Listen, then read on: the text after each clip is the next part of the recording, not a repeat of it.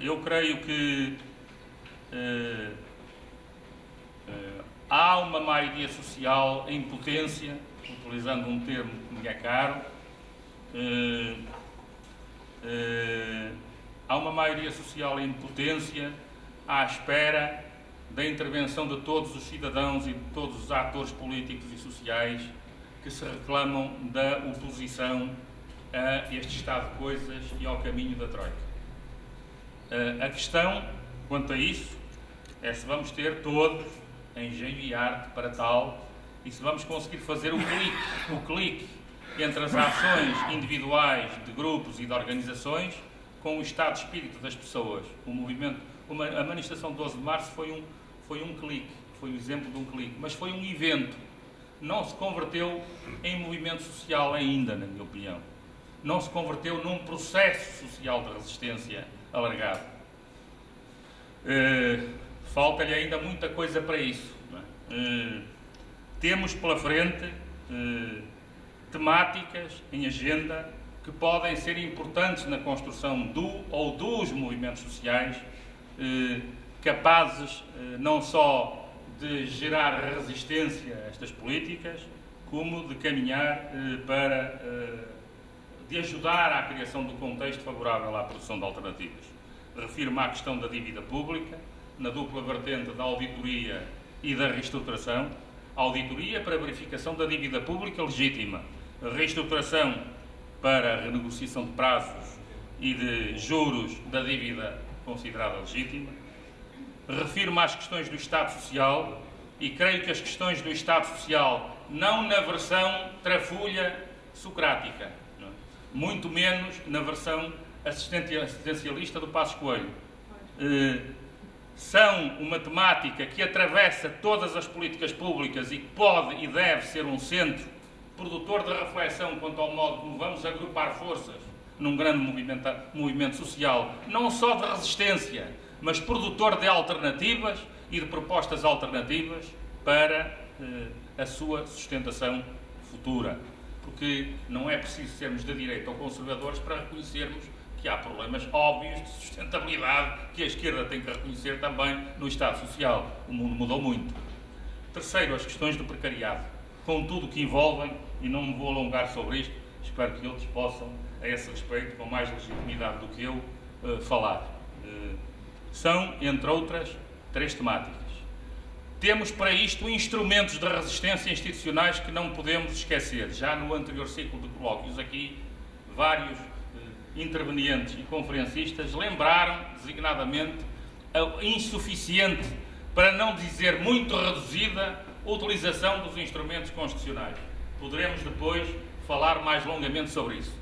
Mas outro dia, quando lia com satisfação a notícia da derrota de Berlusconi no triplo referendo na Itália, em que os italianos, que fazem mais referendos do que nós, pela primeira vez conseguiram, em reação ao Berlusconi,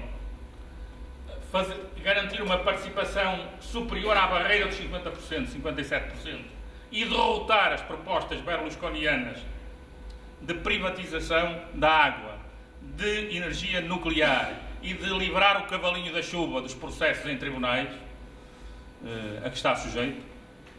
Lembrei-me, porque em Portugal, quando é que pensamos, por exemplo, num referendo contra a privatização da água?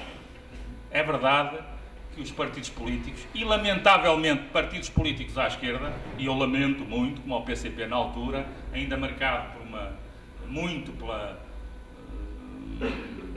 por um preconceito muito grande em relação ao uso dos referendos para políticas públicas e por uma visão excessivamente institucionalista, creio, estabeleceram altíssimos graus, fasquias, para o referendo. São necessárias 75.000 assinaturas de eleitores em Portugal. Mas não é impossível. Temos que começar a pensar nisso. Como temos que pensar mais nos referendos locais. Vocês sabem quantos referendos locais fizeram em Portugal desde 1990?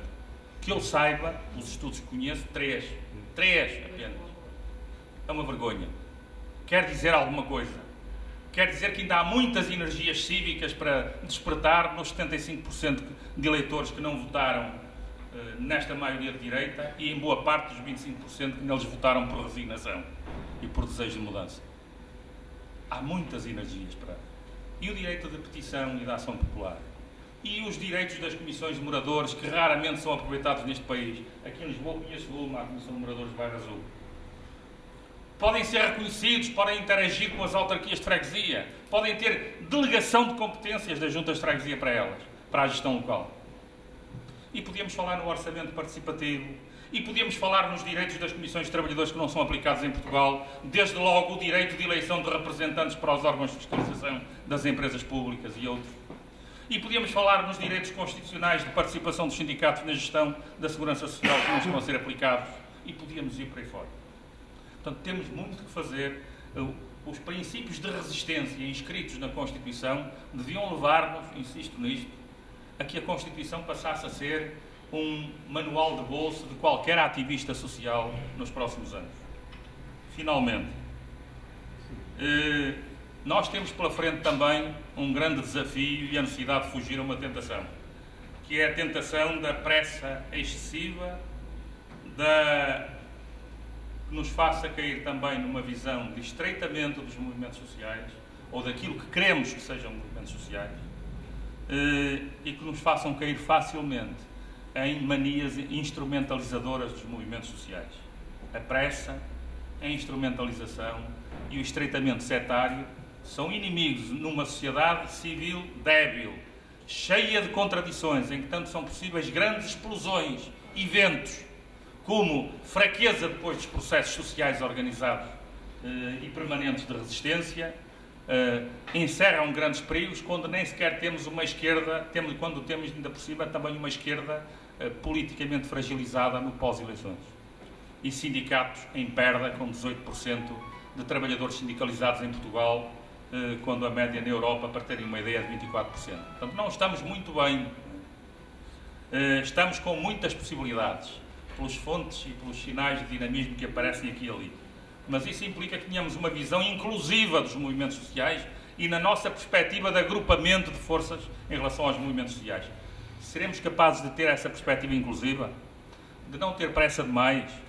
De ter tempo e paciência para agrupar forças e não nos deixarmos fechar numa pressa instrumental de lançar focos de resistência que acabam por ser apenas pequenos grupos de ativismos perdidos e sem capacidade nem forças para aguentarem a sequência de protesto e de resistência que se lhes exige?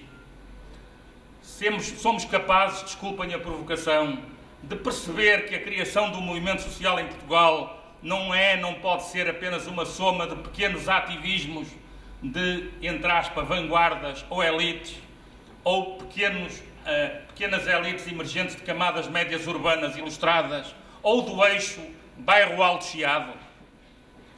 Seremos capazes de perceber que tudo isso é muito importante. Não estou a dizer nada contra isso, nem a pôr-me fora de nada disso. Estou a dizer que isso não faz o movimento social. E é por isso que é importante, desculpem lá ter-vos maçado com essas definições e conceitos, ter metido pelo meio aquilo que eu penso que são movimentos sociais. É o que eu penso, não é necessariamente o que os outros pensam, mas é nessa concepção que estou aqui a falar do resto.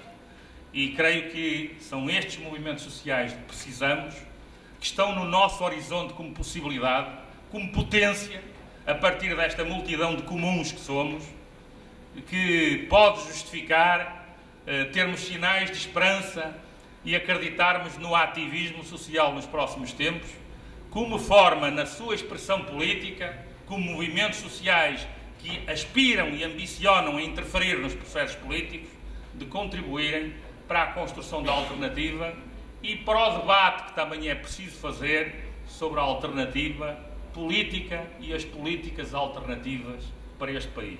Porque aquilo que, em larga medida, matou as esquerdas também nestas eleições é que não tinham, e não sei se podiam ter, porque isso não depende só da vontade própria, um discurso de esperança. Para isso, era preciso que fossem portadores já de uma alternativa política em que os portugueses acreditassem que era possível, ou seja, que a esquerda, se fosse para o governo, faria diferente e faria melhor. Isso não está aprovado e os portugueses ainda não têm, temos que lhes fazer justiça, porque não são burros, ainda não têm razões para acreditar nisso. Temos que lhes dar.